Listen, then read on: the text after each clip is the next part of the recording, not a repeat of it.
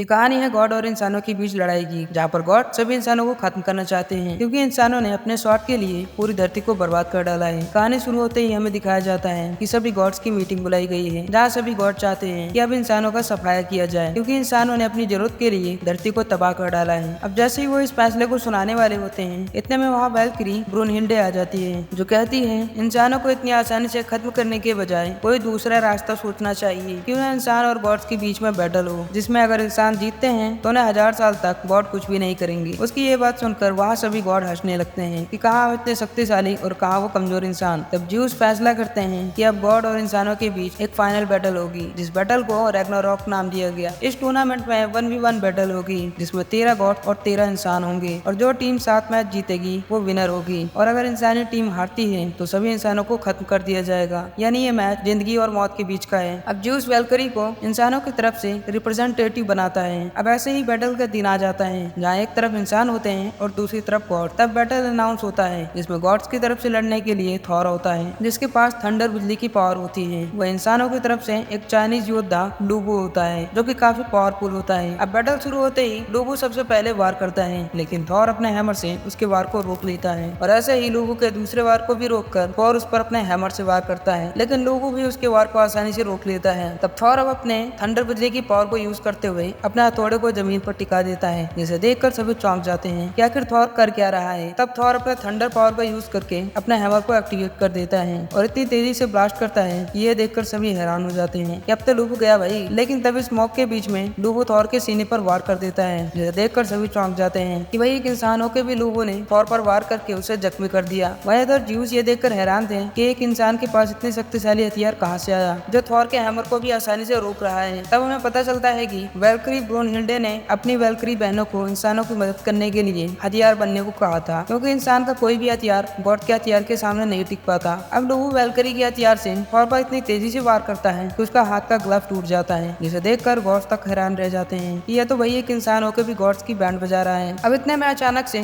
Thor का hammer गर्म होकर टूटने लगता है, जिसमें से एक दिल धड़क रहा होता है, जो थॉर के ग्लव टूटने की वजह से जाग उठा था। दरअसल थॉर का ग्लव उसे बचाए रखने के लिए नहीं, बल्कि उसकी पावर को कंट्रोल करने के लिए था। अब गुस्से से थॉर अपना दूसरा ग्लव भी निकाल देता है और अपने हैमर को उठाते हुए लूबू को चेतावनी देता है कि मरना मत। अब थॉर बिल्कुल सीरियस हो गया था और अपने स्ट्रॉन्ग पावर यूज करते हुए लूबू पर जोरदार हमला करता है, लेकिन लूबू उसके हैमर को डॉज कर देता है और तेजी से थॉर पर हमला करता है। लेकिन इतने में थॉर का हैमर वापस आकर लूबू पे हमला करता है, लेकिन लूबू फिर से हैमर को डॉज कर देता है और तुरंत थॉर पर हमला करता है। लेकिन थॉर अपनी पावर का यूज करते हुए लूबू पर एक जोरदार हमला करता है, लेकिन इस बार भी लूबू थॉर के हैमर के वार को रोक देता है। लेकिन क्योंकि वो है तो एक इंसान ही, इसलिए वार से उसके दोनों पैर की हड्डियां टूट जाती है, जिसे देख सबको लगता है कि ये फाइट अब खत्म हो चुकी है। लेकिन तभी लूबू का घोड़ा वहाँ पर आ जाता है, जिसे देख लूबू दोनों पैर टूटने के बावजूद भी खड़ा हो जाता है, जो देख सभी इंसान खुश हो जाते हैं। अब घोड़े पे बैठकर लूबू अपना सबसे खतरनाक मूव इस्तेमाल करता है। वही थॉर भी अपनी पूरी पावर से हमला करता है, जिससे इतनी तेज एनर्जी निकलती है कि वैल्किरी ब्रूनहिल्डे की बहन, जो लूबू के लिए हथियार बनी थी, वो मारी जाती है। साथ ही लूबू के दोनों हाथ भी कट जाते हैं, लेकिन फिर भी लूबू मुस्कुराता हुआ थॉर की ओर आता है। तब थॉर एक आखिरी बार लूबू पर वार करता है और उसका सर धड़ से अलग हो जाता है और इस फाइट में थॉर की जीत होती है। लेकिन तभी वहाँ पर लूबू का घोड़ा और सैनिक आ जाते हैं, जो कहते हैं हम लूबू के बिना क्या करेंगे, इसलिए हमें भी मार दो। ये कहकर वो सब थॉर पर हमला कर देते हैं। तब थॉर उन सब पर अपनी लाइटिंग पावर यूज करके उन सभी को खत्म कर देता है। अब इस हार से सभी इंसान काफी दुखी होते हैं, साथ ही ब्रूनहिल्डे भी काफी दुखी होती है, लेकिन उसे अब अगले टूर्नामेंट के लिए एक योद्धा चूज करना था, जहाँ वो नंबर 1 को चूज करती है। अब अगले दिन का टूर्नामेंट में इंसानों की तरफ से एडम लड़ने आता है, जो कि एक नकल फाइटर है, और गॉड की तरफ से मेन लीडर ज्यूस आता है। तभी आसमान से 13 वैल्किरी में से 7 नंबर की वैल्किरी एडम की मदद के लिए आती है, जिसे टच करते ही वो एडम के हार्ट से जुड़ जाती है और साथ ही नकल डस्टर भी बन जाती है। अब फाइट होते ही सबसे पहले ज्यूस एडम पर तेजी से हमला करता है, लेकिन एडम बड़े आसानी से ज्यूस के सभी वार को डॉज कर देता है। तो अब ज्यूस बिजली की रफ्तार से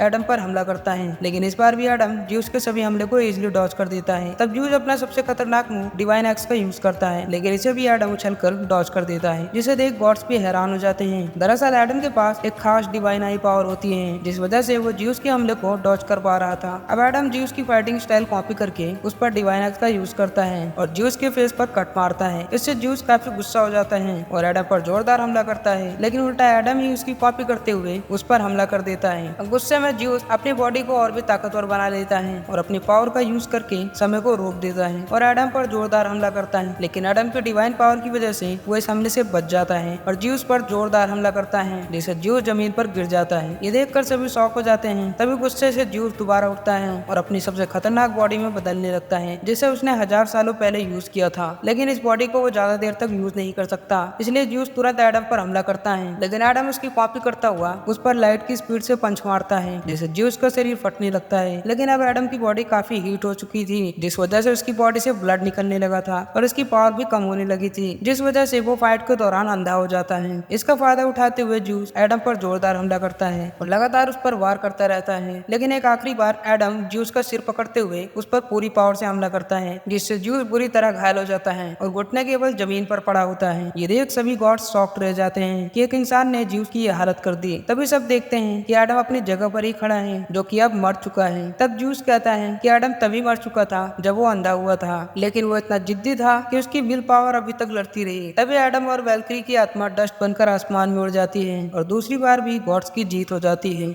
इसके बाद हम ब्रूनहिल्डे को देखते हैं, जो काफी गुस्से में लग रही थी। तभी वहाँ एक आदमी आता है जो अपना नाम कोजीरो बताता है, जो कहता है कि वो अगले टूर्नामेंट में लड़ना चाहता है और वो बताता है कि वो पिछले 4 सालों से तलवारबाजी कर रहा है और उसका लक्ष्य अभी भी पूरा नहीं हुआ। तो ब्रूनहिल्डे उसके हुनर को देखते हुए उसे अगले राउंड के लिए सिलेक्ट करती है। अब थर्ड राउंड के लिए गॉड्स की तरफ से पोसाइडन आता है, जो कि ज्यूस का भाई और समुद्र का देवता है। वह इंसानों की तरफ से कोजीरो आता है, लेकिन उसे देखकर काफी लोग निराश थे, क्योंकि उन्हें यकीन नहीं हो रहा था कि ये गॉड के खिलाफ जीत भी पाएगा या नहीं। अब फाइट शुरू हो जाती है, लेकिन उन दोनों से कोई भी अटैक नहीं कर रहा था। तभी सभी को लगता है कि कोजीरो डर गया, लेकिन उन्हें ये नहीं पता कि कोजीरो 18 बार इस फाइट को प्रेडिक्ट कर चुका है, जिसमें वो मारा जा चुका है, क्योंकि गॉड पोसाइडन की रेंज में आने वाला कोई भी योद्धा बच नहीं सकता। अब हमें कोजीरो का बचपन दिखाया जाता है, जहाँ कोजीरो शुरू से ही मूव्स प्रेडिक्ट करने में माहिर था। कोजीरो शुरू से ही अपने मास्टर और दुनिया भर के महान योद्धा को फाइट के लिए चुनौती देता और उनसे हारने के बाद खुद को स्ट्रॉन्ग बनाने के लिए जंगल में कड़ी अभ्यास करता, जिसे देखकर उसके मास्टर भी हैरान हो गए थे। अब ये याद करके कोजीरो पोसाइडन से फाइट करने का मन बना लेता है और उसके पास जाकर हमला करता है, लेकिन पोसाइडन इजीली उसके हमले को डॉज करके उस पर हमला करता है। कोजीरो भी पोसाइडन के हमले को डॉज करते हुए उसके सिर पर वार करता है, जिससे पोसाइडन के बाल कट जाते हैं। ये देख सभी गॉड शॉक्ड रह जाते हैं कि भाई ये तो कोई मामूली इंसान नहीं है। तभी पोसाइडन गुस्से में कोजीरो पर काफी सारे हमले करता है, लेकिन कोजीरो उन सभी हमलों को डॉज कर देता है। इतने में पोसाइडन बिजली की रफ्तार से कोजीरो पर हमला करता है, जिससे कोजीरो जख्मी हो जाता है। ये देख सारे गॉड खुश हो जाते हैं, ये तो गया भाई। तब दोबारा पोसाइडन आसमान से सैकड़ों ट्राइडेंट कोजीरो के ऊपर फेंकता है, जिसे कोजीरो अपनी तलवार से रोकता है। अब कोजीरो के